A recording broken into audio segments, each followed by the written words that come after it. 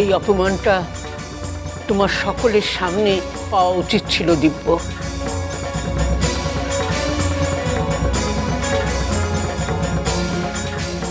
মা হয়ে আমি শাসন করতে পিছিয়ে যাব তেমন মা আমি নই দিব্য।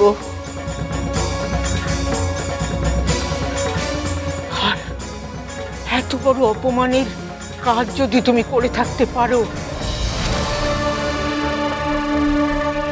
তাহলে মা হয়েও সেই ছেলের কাছে থাকাটাকে আমি পাপ বলে মনে করি।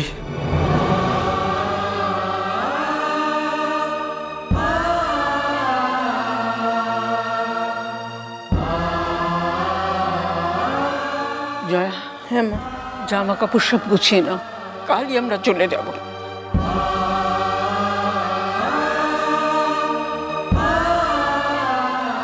ধ্রুব, পয়মন্তীর বিয়ে খুব ভালোভাবেই হবে। ঠাম্মা আর পিসিমা দূর থেকে আশীর্বাদ করবে।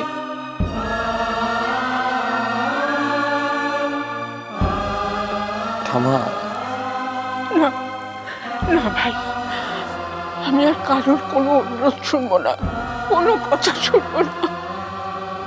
সব তোমার জন্য ভাবি, এই সব কিছু হচ্ছে তোমার জন্য। আমি কোনো অন্যায় করিনি। আমি যা করেছি তার মধ্যে কোনো পাপ ছিল না, বরং মানুষের যা কর্তব্য আমি তাই করেছি। কারণ আমার মা চিরদিন আমাদের সেইভাবেই মানুষ করেছেন।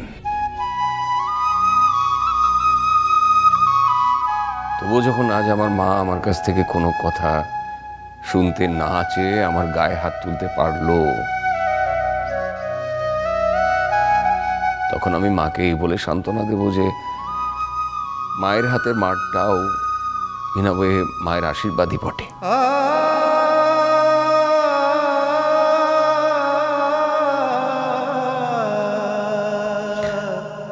আমি তো অনেক আগেই একা থাকতে চেয়েছিলাম মা। আমার জন্য এত অশান্তি করার তো কোনো প্রয়োজন ছিল না। চিরকাল তো পালিয়েই বাঁচলে বাপি, এমন কাজ করেছো যে মুখ দেখার উপায় রাখনি।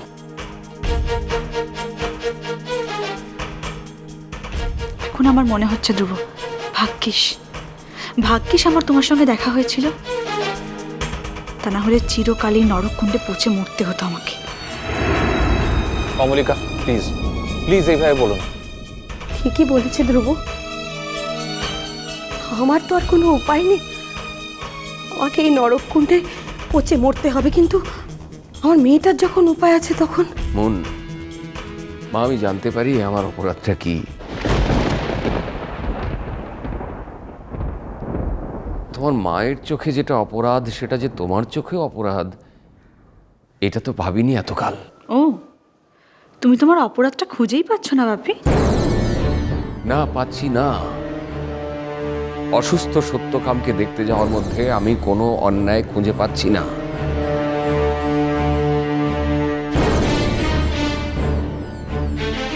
আর এই অবস্থায় কঙ্কা কিছু নেবে না জেনেও তাকে সাহায্য করার প্রস্তাব দেওয়ার মধ্যেও আমি অ্যাটলিস্ট কোনো অন্যায় দেখতে পাচ্ছি না।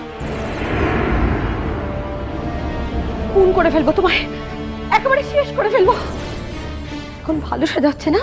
হ্যাঁ মা প্লিজ, ধ্রুব না এমন একটা বাড়িতে বড় হয়েছে যে সেখানে এই ধরনের নোংরামি সে কল্পনাও করতে পারে না। প্লিজ, ওর সামনে অন্তত নিজেদেরকে এতটা নিচে নামিও না। তুমি উপস্থিত থাকতে বাহা তোমার স্ত্রীর গায়ে হাত দেয় কোন সাহসে দিব্য? বাহাতোর গায়ে হাত দেয়নি মা। কি লায়ার, মিথ্যেবাদী, ফের মিথ্যে কথা বলছো তুমি। তুমি নিজে কি করেছো সেটা বলেছো? তুমি কঙ্কাকে অপমান করেছো জঘন্য ভাষায়, তুমি বাহার গায়ে হাত তুলেছো, সে কথা বলেছো সকলকে?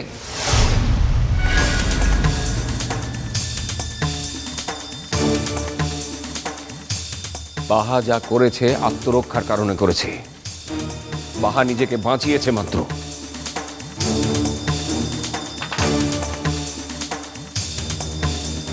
কিন্তু তুমি কোন অধিকারে বাহার গায়ে হাত তুলেছো এবার বলো তো? কোন অধিকারে? উত্তর দাও। আমি বাহার বাবা হিসেবে উল্টে তোমার কাছে কৈফিয়ত চাইছি, তুমি কোন সাহসে আমার মেয়ের গায়ে হাত তুলেছো বলো? তোমার ওই হাত যে আমি ভেঙে গুড়িয়ে দিইনি, সেটা আমার মায়ের শিক্ষা আর ভদ্রতা বলে জানবে।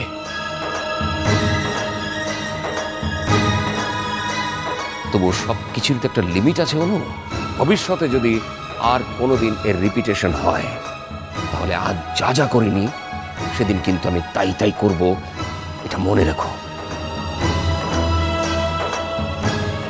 ওকে?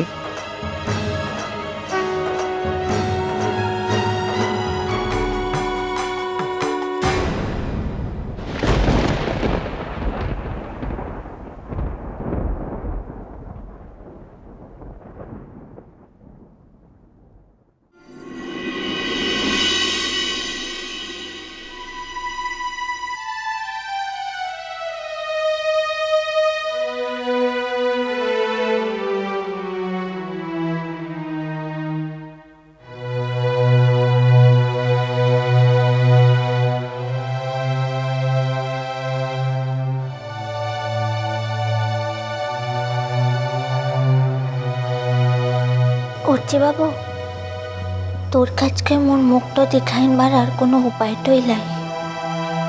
বোকার মতো কথা বলো না তো বাহা। লারে উঠছি বাবু, মোর সত্য বাপ আজকে যেভাবে তোকে অপমানটা করেছে, তারপর আমি আমার মান অপমান নিয়ে ভাবছি না বাহা। আর তা যদি ভাবতেই হয়, তাহলে তোমার তো অপমান কিছু কম হয়নি।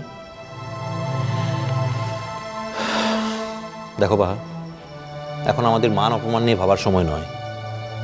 এখন যেটা ভাবার সবচেয়ে বড় বিষয়, সেটা হলো কাল যদি সত্যকাম সত্যি সত্যি হাসপাতাল থেকে চলে যায়, তাহলে লা সেটা যেতে পারবে লাই। হাসপাতালের বিলটা তো মেটানো হয় লাইলা, তাহলে ছাড়বে কি করে ওয়াকে? হাসপাতালের বিল তো মোটামুটি মিটিয়ে দিয়েছি আমি তো বিশেষ কোনো ডিউ রাখিনি। আর যতটুকু টাকা বাকি আছে সেটা খুবই সামান্য। আর আমি জানি যে কলকাতা শহরে আর তার আশেপাশে সত্যকামের অনেক ফলোয়ার আছে, তাই এই সামান্য টাকাটা সত্যকামের পক্ষে জোগাড় করা খুব একটা বড় ব্যাপার নয়।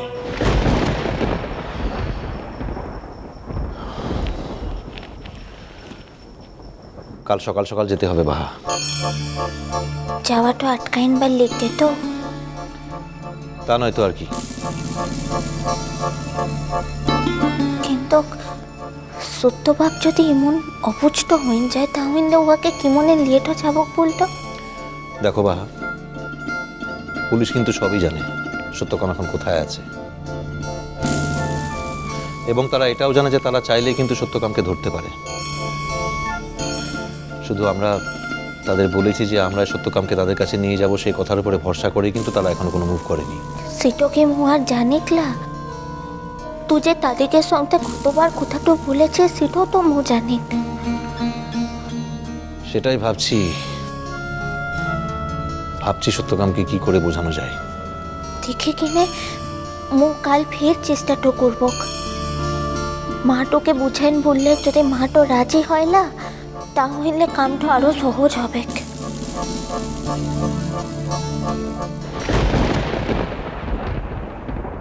ওরচি বাবু আর মুদের মিয়া দুজনে গিয়া ও মামোকে বলেছে কি মুকে নিয়ে যাবে, আর মুরা রাজি হয় নাই। এখন মামাকে বলেছে কি তোরা যা পারিস কর। এবারে থাম কিনে সত্যবাপ।